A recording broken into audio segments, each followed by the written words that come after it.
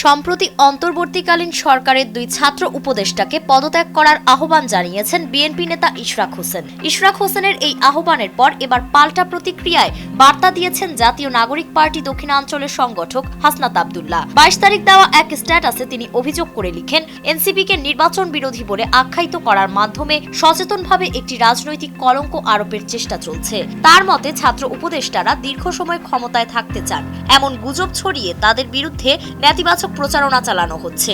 এই অপচেষ্টা বহুমুখী ষড়যন্ত্রের অংশ বলেও দাবি করেন তিনি। হাসনাত বলেন, এনসিপির পক্ষ থেকে নির্বাচন নিয়ে দলীয় অবস্থান একাধিকবার স্পষ্ট করা হয়েছে।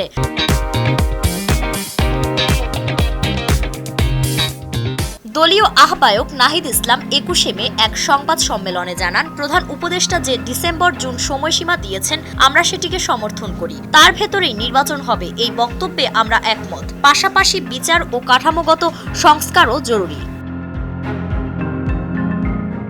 তিনি আরও উল্লেখ করেন, ছাত্র উপদেষ্টা মাহফুজ আলমও 10 মে বলেছেন ডিসেম্বর থেকে জুনের মধ্যেই নির্বাচন হবে। তিনি একাধিকবার নির্বাচন বিষয়ে এই অবস্থান স্পষ্ট করেছেন। তারপরও দুই ছাত্র উপদেষ্টার পদত্যাগের দাবিতে রাস্তা অবরোধ করে আন্দোলন করা কিভাবে গ্রহণযোগ্য হতে পারে? হাসনাত প্রশ্ন তুলে বলেন, এই দাবিকে গণতান্ত্রিক বলা যায় কি?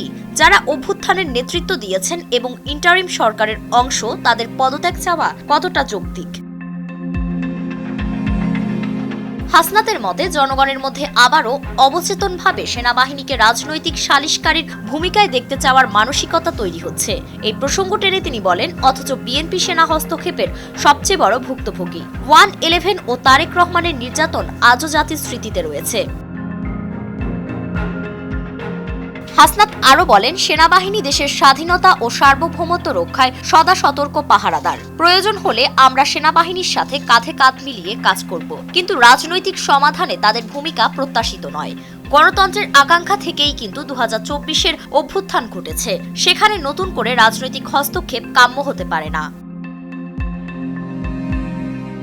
এই সংগঠক আরও বলেন, আওয়ামী লীগ নিষিদ্ধ করার আন্দোলনে যারা পাশে ছিল তাদের প্রতি কৃতজ্ঞতা জানাই। তবে এই দলটির বিচারের দাবিতে সব পক্ষের এক থাকা জরুরি। বড় কোনো দলের নির্লিপ্ততা আমাদের হতাশ করে। আওয়ামী লীগ নিষিদ্ধে যাদের আমরা পাশে পেয়েছি তাদের প্রতি আমাদের কৃতজ্ঞতা থাকবেই। হাসনাত তার স্ট্যাটাসের শেষে সতর্কবার্তা দিয়ে বলেন, আমরা যেন নিজেরাই বিভাজনের পথ বেছে নিয়ে অন্য কাউকে তাদের এজেন্ডা বাস্তবায়নের সুযোগ না দেই। বাইরের শক্তিকে রাজনৈতিক মাতাব্বরি করার সুযোগ দেওয়া হলে দেশের গণতান্ত্রিক সম্ভাবনা হুমকির মুখে পড়বে।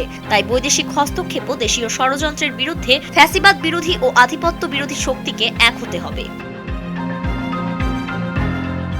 প্রসঙ্গত, ইশরাক হোসেন 21 মে তার ফেসবুক স্ট্যাটাসে ছাত্র উপদেষ্টাদের পদত্যাগ না হওয়া পর্যন্ত রাজপথ ছাড়তে নিষেধ করেন তার সমর্থকদের। এমন প্রেক্ষাপটে এনসিপির নেতার এই প্রতিক্রিয়া নতুন মাত্রা যোগ করল রাজনৈতিক আলোচনায়। ফারিন রহমান প্রীতি, নয়া দিগন্ত।